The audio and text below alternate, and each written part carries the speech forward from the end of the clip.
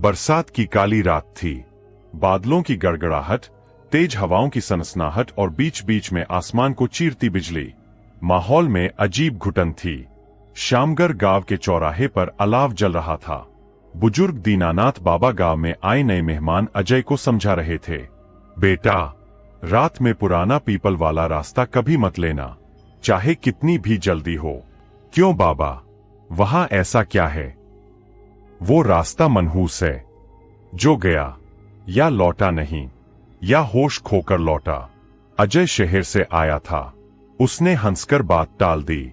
बाबा ने भारी आवाज में कहा, 20 साल पहले उसी रास्ते पर जमींदार की बेटी राधा की हत्या हुई थी। तब से रात में वहां सिसकियां सुनाई देती है। 2 दिन बाद अजय को शहर लौटना था। बारिश के कारण बस बंद थी।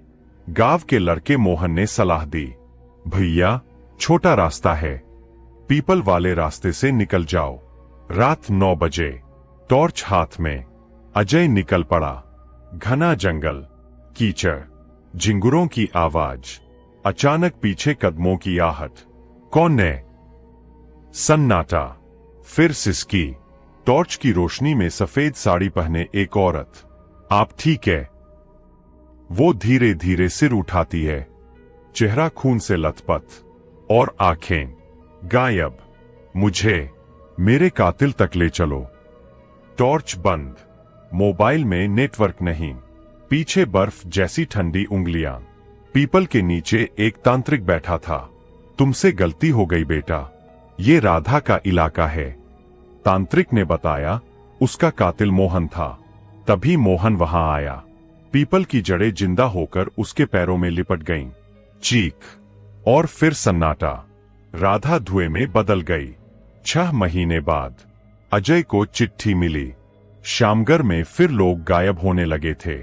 इस बार राधा अकेली नहीं थी। अजय, कमलेश और तांत्रिक गिरधारी फिर उस रास्ते पर पहुंचे। फुसफुसाहट, हमें भी मुक्त करो।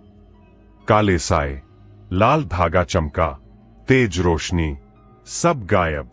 लेकिन पीपल के तने पर एक काला निशान रह गया, जो धड़क रहा था। दिसंबर 1962 की ठंडी शाम। आरुष की बस जंगल के ढाबे पर छूट गई। ढाबे वाला बोला, अंधेरा होने के बाद यहां कोई नहीं रुकता। पास में एक गांव था, भैरवपुर। पूरा गांव अंधेरे में डूबा। पीपल के झुंड के पास रोने की आवाजें। एक युवक मिला, मत जाओ अंदर। आरुष नहीं माना। गांव में एक औरत पेड़ पर उल्टी लटकी हंस रही थी। वो भागकर वापस आया। युवक बोला, ये गांव 1958 में जला था।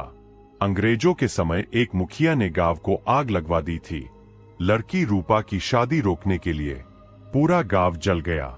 आत्माएं आज भी भटकती है। युवक ने अपना नाम बताया, किशन। रात उसने उसी के साथ एक पुराने घर में बिताई। सुबह शादी का कार्ड मिला, रूपा संग किशन। 14 जुलाई 1958। आरुष के हाथ कांपने लगे। जिसके साथ वो था, वो इंसान नहीं था। आरुष शहर लौट आया। लेकिन कुछ दिनों बाद रात 2:17 बजे उसके फोन में एक कॉल आया। Number unknown. दूसरी तरफ सिर्फ हवा की आवाज और फिर एक धीमी सिसकी, तुम वापस क्यों नहीं आए? कॉल कट गया। अगले दिन उसके घर के बाहर की दीवार पर कोयले से लिखा था, भैरवपुर की सीमा पार करने वाले वापस बुलाए जाते हैं। 3 दिन बाद आरुष गायब हो गया। और आज भी शामगर और भैरवपुर के बीच जो सुनसान सड़क है, बरसात की रातों में वहां एक आदमी लिफ्ट मांगता दिखता है। उसकी आंखें नहीं होती और उसके पीछे सफेद साड़ी में एक औरत खड़ी होती है। अगर आप कभी उस रास्ते से गुजरें और कोई धीमी आवाज में कहे, मुझे मेरे कातिल तक ले चलो, तो पीछे मुड़कर मत देखना, क्योंकि हो सकता है वो आपके बिल्कुल पीछे खड़ी हो।